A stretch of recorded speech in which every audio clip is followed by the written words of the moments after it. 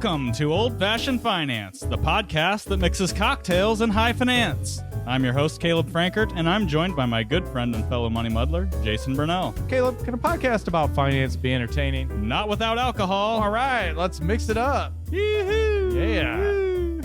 Yeah. Here we go. Here we go. Podcasting. Yeah. Yeah. This is fun. We are so awkward. It is almost the end of the week. It is. Yeah, Friday. Gosh, and it's just a Beautiful beautiful out. fall day. Like, God. I don't want to jinx ourselves here, but at this point, I think we're safe. We usually get 2 weeks of good fall weather, and that's it. We're into week 8. We go from like 90-degree weather.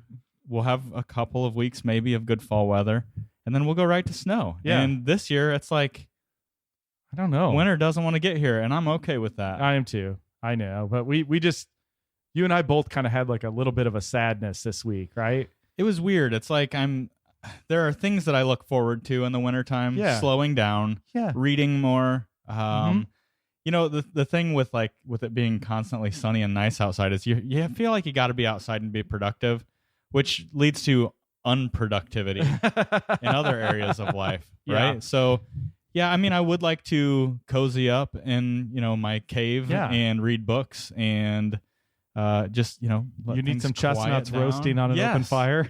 Exactly. Although I'm not ready for Christmas music, even though it is here. I already started, just so you know. I'm one of those people. Yeah. No. All right, Jason, it is nice. So I kind of pivoted a little bit from the fall drinks. This one just sounded like fun. So we're drinking white Negronis today. We did way back. We did an episode that showcased Campari. Ooh. You remember Campari? I do. I've do actually... we still have Campari here? You didn't want it. I took it home. Oh my gosh. It's just the worst. In fact, Negroni is a great... maybe we need to revisit it. Uh-oh. Negroni is a great Thanksgiving drink. Don't ask me why. Don't ask me why, but it is. And this is different than your classic Negroni, but we did a Campari-based cocktails episode that featured a Negroni and what's the other big one? I can't think of it right now. But this is a white Negroni. This is a little bit different. What do you say we get right into this, Jason? Yeah, let's do it. All right, the white Negroni, 1.5 ounces of gin, dry gin, 1 ounce of dry vermouth. Now, I will say that this calls for not necessarily a dry vermouth, but a white vermouth or a blanc. Okay. Blanc. A blanc is typically a little bit sweeter than dry vermouth. However, you see these mixed back and forth. Okay. For sure. So this is where I'm going to say my prowess as a bartender.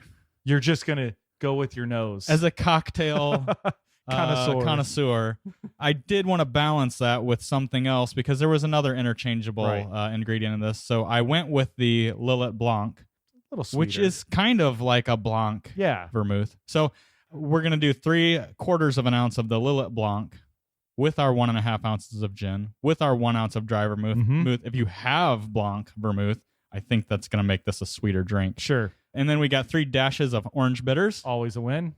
Garnish with a lemon peel. Unfortunately. You like the smell of lemons. I do like the smell of lemons. Smells clean. Yes. Well, we'll see if right, now we have full-blown Pine Sol here. Yeah, if it tastes better than Pine Sol, we're good. Cheers. Yeah, what's wrong with that? No, that's good. Hey, nothing wrong I love with that. gin. Nothing wrong with that. Gin is it's so close to my heart. I love it a lot. Well, it's probably what we pivot to after bourbon or rye. If you got that or tequila. I really like tequila, but I think gin's going to be second place.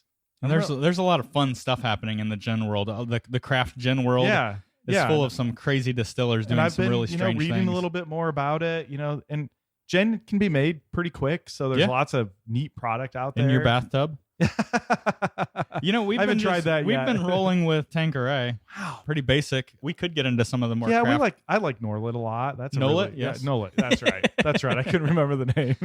Thanks, man. That's why you're here with me. Hey, you know what? This is, dare I say, this is an elegant drink. I thought it was going to be like kind of summery. Mm-hmm. This is like, I would say martini replacement. Oh, okay. Yeah. Kind of. So I know that you're not a dirty martini fan. I love a good dirty martini. I know. But I do remember that the the regular dry martini with the lemon peel garnish. It didn't quite do it for you, but you're right. This is real similar. We just add the Lillet Blanc in there and orange bitters. Really, that's the difference. I was a little afraid it'd be like real dry. No, it's not. It's well with it's the nice. gin and the dry vermouth. Yeah, that would. It could be really dry. That little bit of Lillet Blanc. We just tried a new bourbon Caleb picked up today, Chattanooga whiskey. Yeah, he loves it. Bottled and bond. Bond. That's not your normal sitting on the shelf Chattanooga whiskey, which is pretty good. Now that and the cask strength 111 sits on the shelf all the time. Right. And it's interesting. This is the first that I was able to. It's the first I've seen the bottled and bond. I've been looking for it for about a year. Yeah, and that had a very dry finish, I would say, but not even finish. I don't know what the right word is. I like it. It was dry for me, and I'm kind of allergic to that. Well, they're doing something a little bit different. They've got 25% of the mash bill at least malted barley, which is not something typical. So Chattanooga does some different things. This is not a commercial for Chattanooga whiskey, but they are doing I was just some afraid interesting things. You thought you were going to be double bamboozled. Yeah, dry. You're right. Yeah, no, this is great. And it's soft. It is soft. It's elegant. Yeah, order this as a martini replacement. A white Negroni. I wonder how many bars out there know how to make this. Well, let's go try. I'm going to tell you, this is wildly different than a standard Negroni, which is about a third. Gin, Campari, and why can't I think of it? I think dry vermouth. I think it's dry vermouth, yeah. Well, and Campari is just, man. It's an acquired taste. Not going to acquire that one. I've come around on her a little bit. Now, I'm still working on that first bottle. But 18 months later. it is a condiment. We'll put it that way. It's a condiment. Yeah, liqueur. I get that, but liquor, man. not liqueur. Is it a liqueur? I don't know. It doesn't matter. It's not even worth mentioning on this podcast anymore. This is a good one. It's not super seasonal, like you said. It's not super summery. You could drink this year round. Barrel aged nice. gin, maybe? Ooh, that would be interesting. We should try that next. Yeah, I'm thinking like maybe just to make it a little dirty. Just give it a little bit more personality. Yeah. I mean, there's no oakiness or anything like that in this. So very florally. I like that. It's good. I like that. That's good. That's a winner. Why don't we need to go back to some of these winners. Yeah, I know. Right. I mean, we do a lot of old fashions, Manhattans. Yeah, because I don't even have to think about it. Right. We always have those ingredients. Well, all right. Yeah, let's get into it because this is a finance podcast. Last I checked. we are picking up part 2 of our estate planning mistakes to avoid series. Oh, you all have been waiting. You've all been waiting. Well, I'm not going to say anything. You know what?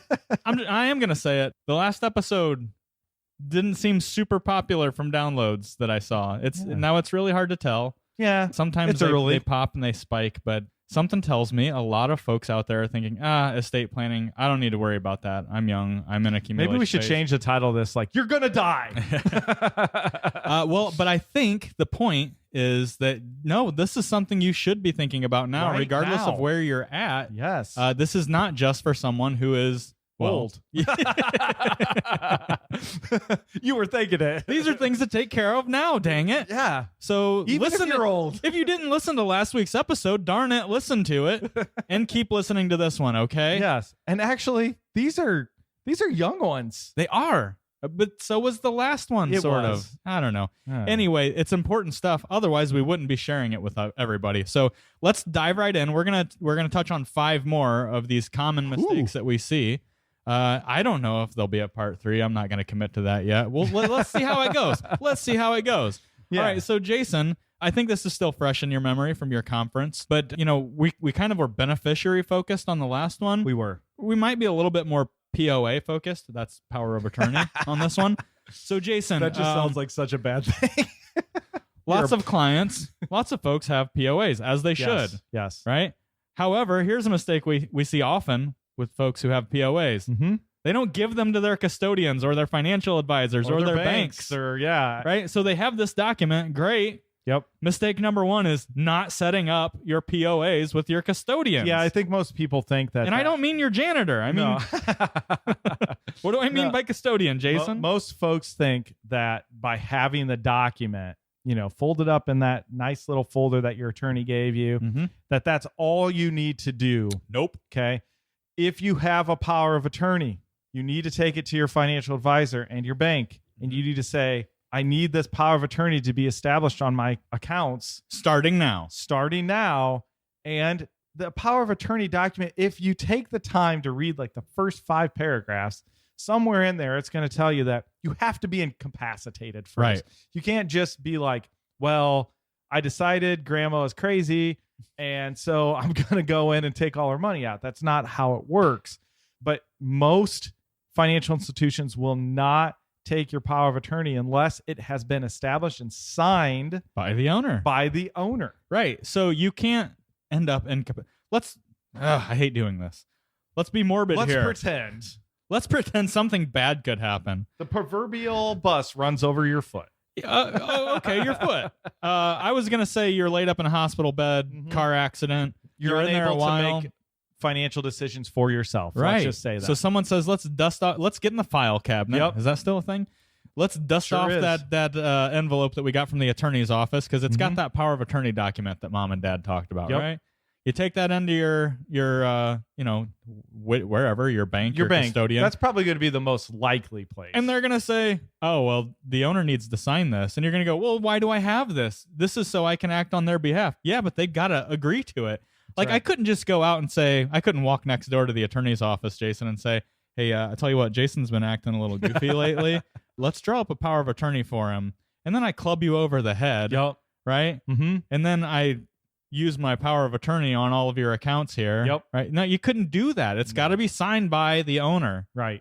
Right? So in most cases. Yeah. And there are some cases where, but not most. It's really the moral of the story here on point number 1 is you'd better find out. You did the work. Right. You planned. You did the thing. And people just have so much resistance to doing the thing, doing the work, getting it done. And then we throw it in our file cabinet, never to be seen again until it's absolutely needed. And I don't know if it's because you just hope we never have to use it. I don't know. I think there's just a misunderstanding of how these things work. So they say, I did it. We did it at the attorney's office. It's notarized. Therefore, it's gold, right? Yeah. Yeah, but you still got to establish it on your account. So if you have a POA, and let's be real honest, Jason, out of all of our accounts that we have here for clients, how many of them have POAs? Very few. How many of our clients have POAs? If they listen to us, they should. Right. Exactly. So yeah. Some of this is on us probably too, right? Yeah. Dang it. Okay. Self-reflecting. Anything else on that one, Jason? No, I think that's good. Okay, so this is an interesting take. You mentioned this when you got back, and I went, well, that makes a whole lot of sense. Sure does. But I didn't think of it. So mistake number 2, not getting a POA for children who have come of age. Correct. Right? So you have a young man in your household who is 18 years old. Now 18 years old. Yep. Right? So I am still supporting him. Mm-hmm. He lives in my house. God forbid something happens to him. He ends up in the hospital. Without a power of attorney, I would be unable to get any information about his condition without his consent. Yeah. Crazy, right? Because you're supporting him. Yeah. Except for under the law, he is his own man. He can't call himself into school absent. But I need a power of attorney to get health care information about him. So this is super simple, guys. Like healthcare power of attorney, probably a 5 or 6 page document. Again, child has to be super boilerplate stuff, by the way. Not hard to go do. Yep. Child needs to be 18 years old when they sign it. And so we have that done. And if something happens to him, God forbid, we're able to call the hospital and get some information. And we can act financially on his behalf too. Yeah. Now, at some point, and he's a young man who's working. He's got some financial resposibility. He drives. He's got some obligations, and he's got some assets that would need to be managed. Absolutely. Right? Yep. So he's at the point where there's enough going on in his life. He's not just going to school on the school bus and coming home. He's all over the place, and that is just the reality. So, yeah. So I think this is real. This was one that caught me off guard, and totally. It just so happens that I was updating my personal estate plan, and my attorney said, hey, your son's going to be 18 in a month. You need a POA. And I was like, Well, duh. Yeah. Yeah. So you go, well, yeah, that makes one. tons of sense. Why does nobody talk about that? Well, guess what, folks? We're talking about it today. That's right. That's why you should share this with all your friends. Yeah, you know what? Because of the flow of this, Jason, I think I want to go to what we have listed as number 5. Oh, well, it's the best one. Because it kind of is in the same ballpark of what we were talking about. So number 3 is also number 5, is not communicating these wishes to the next generation or our POAs or who's going to be handling our business, right? If we are incapacitated or if we are expired. Big common mistake that we see is that, people left in charge have no idea what's going on. They have no idea what the wishes of their parents or their, maybe it was a friend, whatever, because you never communicated those wishes. Sometimes you don't even tell them that you're, hey, by the way, do you want to find out that you're someone's executor after they die, Jason? Happens all the time. All the time. All the time. Yeah. And I mean, just so you know, if that happens, you can always be like, I'm not going to do that. Well, you can do that, just so you know. But it's not optimal. This just blows my mind. Okay? Like I cannot even fathom, a situation where it's prudent or it makes sense or you're being a good steward to keep it a secret until you're no longer on this planet. Yeah. Okay? I am not only passionate about this particular topic because but I think it's like malpractice if you don't have this conversation with your clients, you don't have this conversation with your parents, your siblings, And I get it. These are not comfortable conversations. It's so uncomfortable. So make yourself a nice little cocktail. There you go. Make yourself a white Negroni. Have yourself this conversation. And really the true reason for this is, if you have more than one sibling, odds of money becoming a problem when you're no longer on this planet or you're incapacitated, are so high that it's just not worth it. And so if you are at the point in your life that you're getting closer to maybe your exit strategy, and you're no longer going to be on this planet in the next whatever, you have to talk to your family. Please give them the knowledge of what you want done. Yeah. And there's so important. There's layers to this, Jason, right? Not only do you not know the wishes, sometimes it's hard to decipher what truly the spirit of the document would be without knowing the wishes, right? I mean, we all know how to interpret legalese, right? But there's always gray, and there's some wisdom behind what it may say, and unless you describe that to your executor, they're not going to know what to do. Here's the other thing. When you don't communicate your wishes, chances are the people left behind with the mess also don't have the information necessary, right? So access to information. I thought this was really interesting, Jason, because I looked through some of these examples. Access to a will, access to trust documents, all that kind of stuff. Passwords. Digital Where assets. are your assets located, for crying out loud? Right. Cell phone passwords. Gosh. Right? I mean, let me put it this way. Do you want them to hold the phone up to your dead face? I'm going to tell you something. I mean, seriously. We had a couple of years ago a situation where a young man thought he was walking home, and he thought my house was his house, apparently. Right. And he tried breaking into our house. And boy, was he surprised when I came to the door and said, "Can I help you?" at 3:00 in the morning. Right. And he took off running, but he left his cell phone behind. Right. So this guy, it wasn't like just a knock on the door, right? He was trying to break into my house. So I called the police and I said, "Oh, by the way, this guy left his phone."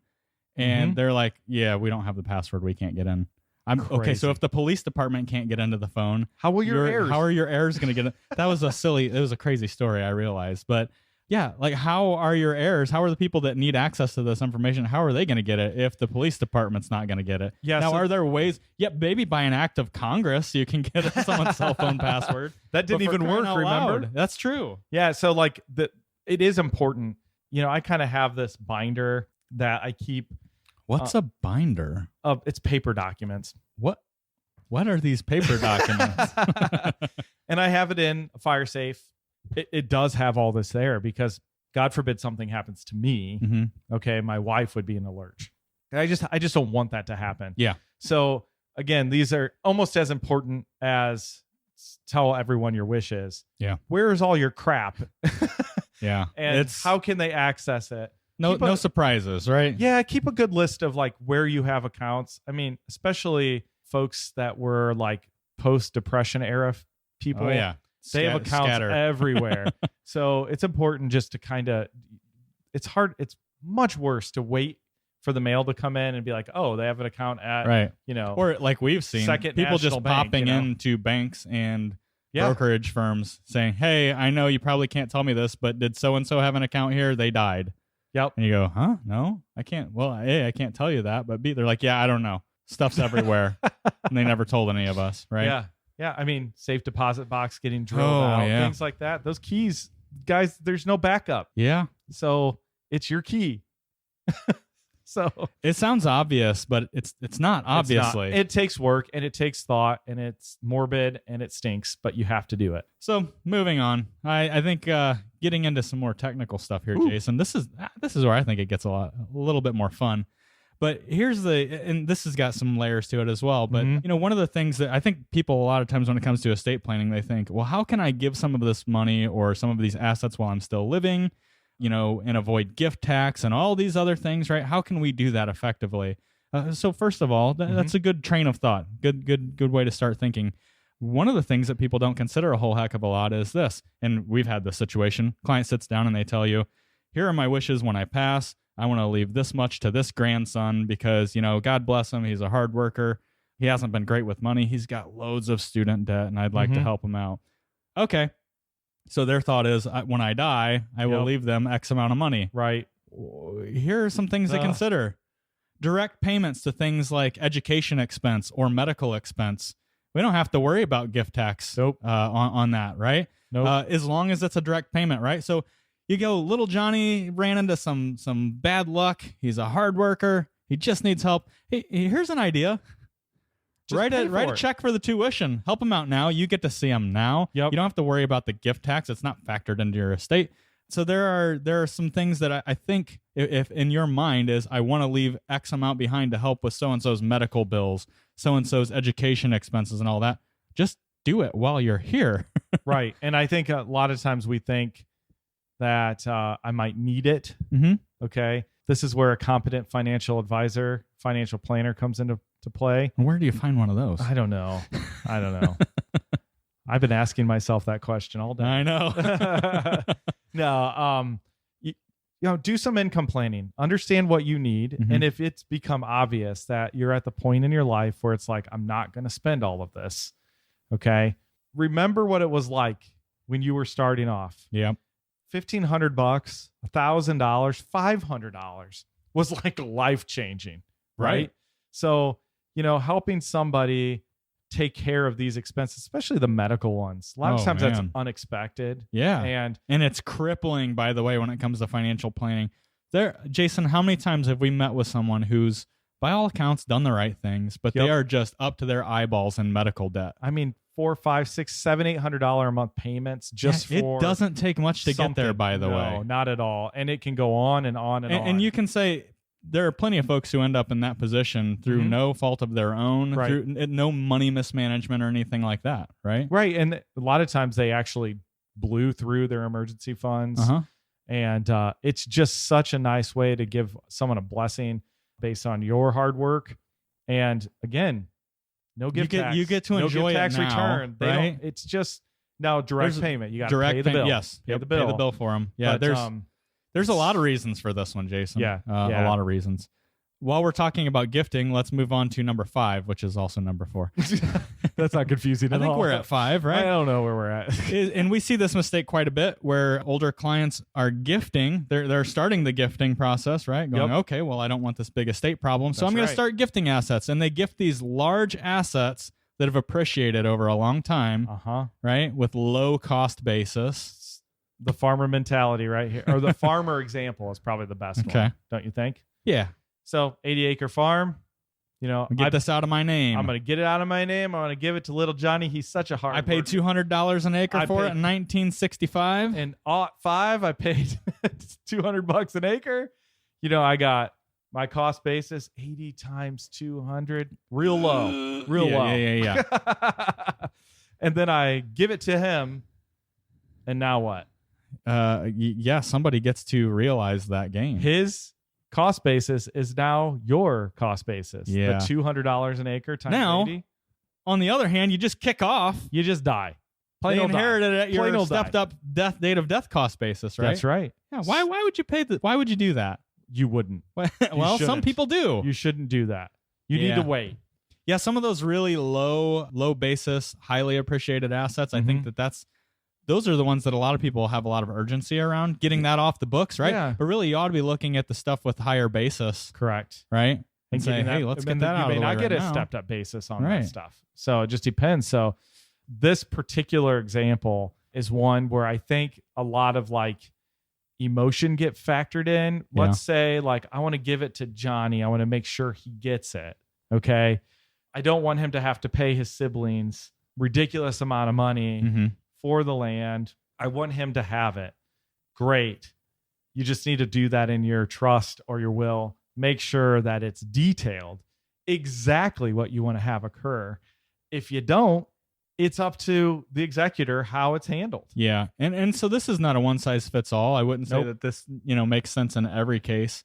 But I mean, sometimes it is necessary to gift large assets, which unfortunately have a low basis. But if you can help it, it just seems unnecessary, right? Right. Again, it can be handled in other ways. If you are certain you want to give it to one of your children and the others are going to get more in the estate, great. Just write your documents that way. It can be done, which a competent estate. Yep. Yeah. The thing, the attorney will be able to handle. I think that's why this is more than a 1-800 legal forms thing. You got to spend some time and, look at your balance sheet, make sure folks the attorney especially understands what you're dealing with before you start making big decisions. And that's where communicating your wishes go a long way, because sometimes we communicate our wishes and we start to go about things the way we think is the correct way of doing things. And then a competent professional is going, hey, wait, why? Time out. Why are we doing this then? No, you just told me you want to do this. Why are we doing this? Yeah. Right. And that could cause your estate to shrink. Yeah, absolutely. Significantly for no good reason. Yeah. Well, Jason, I think this was another good one. Yes. Maybe not the most popular thing to talk about, but you're going to die someday. It's going to happen. So maybe we'll come back to this and hit some more estate planning mistakes, but maybe not. I don't know. We'll see how we feel next week. Yeah. Thanks for having a drink with us this week, folks. It's time to close out the tab. If you have a question or a topic you want addressed on the Old Fashioned Finance podcast, be sure to email us at podcast@bluejfg.com. We'd love to hear from you. Don't forget to share the show with someone you love or just someone who needs a little money muddling themselves. You can stay up to date with the latest action by following us on Facebook. Old Fashioned Finance is brought to you by Blue Jay Financial Group, that's bluejfg.com, and produced by Podastery Studios. We've been your hosts, Caleb and Jason. Cheers! Cheers. Blue Jay Financial Group, LLC. Blue Jay is a registered investment advisor registered with the state of Ohio. Registration does not imply a certain level of skill or training.